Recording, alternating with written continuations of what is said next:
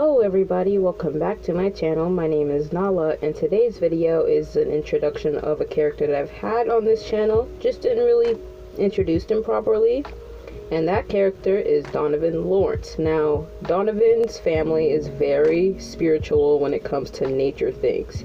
He grew up around nature because his parents were photographers, and they usually would go to certain areas that feel very warming and comforting to them, and they would take pictures. And as Donovan grew older, he also got personally attached to them.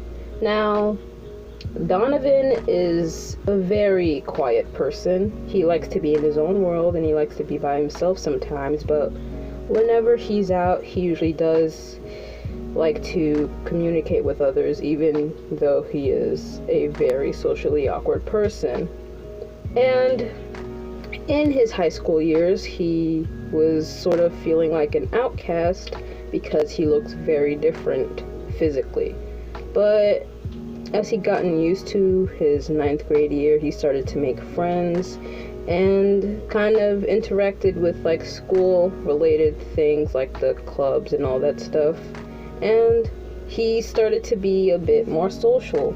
He's still pretty socially awkward, but at the same time he does socialize here and there once in a while. But I'm going to be talking about his design because it's a very simple design. I've gotten this character 2 years ago, and I just made a design for him because it was just a regular deer. Now, the Dreamcatcher tattoo is something that is very sentimental to him because his grandmother would always make dream catchers, and he was always fascinated with the stories that she would tell as she would make the dream catchers. And after his grandmother passed, most of the dream catchers were given to him because they knew how much his grandmother fascinated him with the stories and the dream catchers she would make.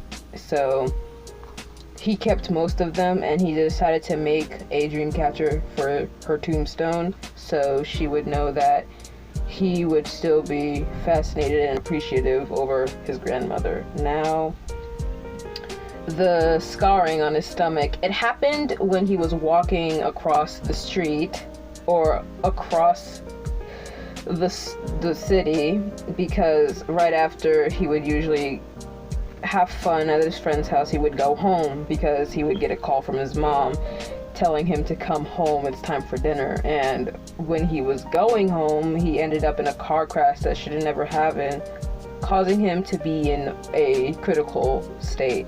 Now, he's fine, but he's still scared of crossing the street because he does not want that exact same thing to happen to him, because he worries so much about his younger siblings and who would take care of them when their parents passed. So he does get nervous when anytime he does cross the street and stuff, but he would have someone to walk him there to cope with his feelings and all that stuff, and to make sure that he wouldn't break down or anything. And the red band on his arm is just something from childhood. Even he was a very energetic kid when he was younger. He used to play in the mud. He always liked to watch plants grow. He would play in the rain in his cute little raincoat. So he always kept that red bandana with him literally everywhere. It's just something very nostalgic for him, and it's like a teddy bear almost, but in his case, it's just a little band. And when anytime he doesn't feel great, he would always look at the band or his dream catchers, and just he would always feel happy inside. So yeah, that's pretty much about it for his character design. I feel like this was the fastest video I've made about a character's design, and I'm actually enjoying it, and I'm deciding to use KineMaster Diamond for most of my voiceovers, so I hope you can excuse that. Like, my cute cut isn't properly working, so yeah.